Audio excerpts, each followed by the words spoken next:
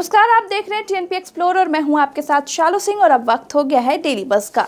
जैसा कि आप सब जानते हैं, अब व्रत त्योहार का समय आ गया है। तो ऐसे में माँ और संतान के बीच के प्यार का त्योहार जितिया को कैसे भूल सकते हैं। जितिया का व्रत माताएं अपनी संतान की लंबी आयु और स्वस्थ जीवन की कामना के लिए करती हैं।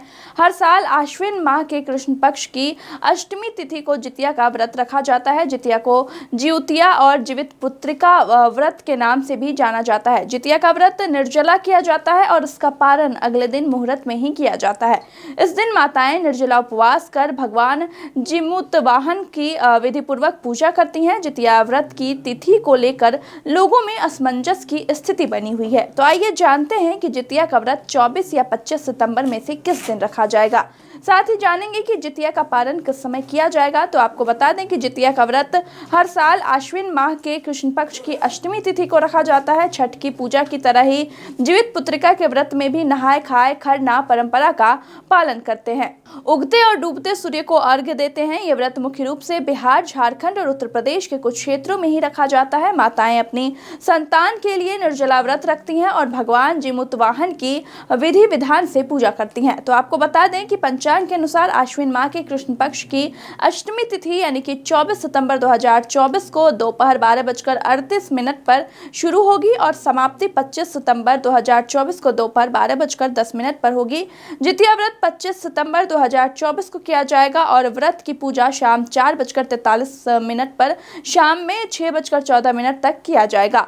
जितिया व्रत छठ की तरह कठिन माना गया है। इस व्रत के पहले दिन महिलाओं को सूर्योदय से पहले ही स्नान करना होता है और स्नान के बाद पूजन आरंभ किया जाता है। पूजा के बाद महिलाएं भोजन करती हैं और फिर उसके पश्चात पूरा दिन निर्जल व्रत रखती हैं। जिमुतवाहन की पूजा करती हैं, फिर व्रत का पारण किया जाता है। तो वहीं अब हम आपको बताते हैं कि जितिया व्रत की पूजा विधि क्या है। जीवित पुत्रिका व्रत के दिन प्रातःकाल स्नान करने के बाद महिलाएं प्रदोष काल में पूजन स्थल को गोबर से लीप कर साफ करती हैं। इसके बाद वहां पर एक छोटा सा तालाब बनाया जाता है और इस तालाब के नजदीक ही पाकड़ की डाल रखी जाती है। अब तालाब के जल में कुशा से बनी जिमुतवाहन की मूर्ति स्थापित की जाती है और इसकी धूप दीप अक्षत रोली और फूलों आदि से पूजन किया जाता है। इस व्रत में महिलाएं मिट्टी और गाय के गोबर से चील और सियारिन की मूर्तियां भी बनाती है। इन मूर्तियों के माथे पर सिंदूर का टीका लगाने के बाद जीवित पुत्रिका व्रत की कथा सुनी जाती है और फिर पारण किया जाता है। तो वहीं आपको बता दें कि यह दी गई सूचना सिर्फ मान्यता और जानकारियों पर आधारित है। यहाँ ये बताना जरूरी है कि टीएनपी एक्सप्लोर किसी भी तरह की मान्यता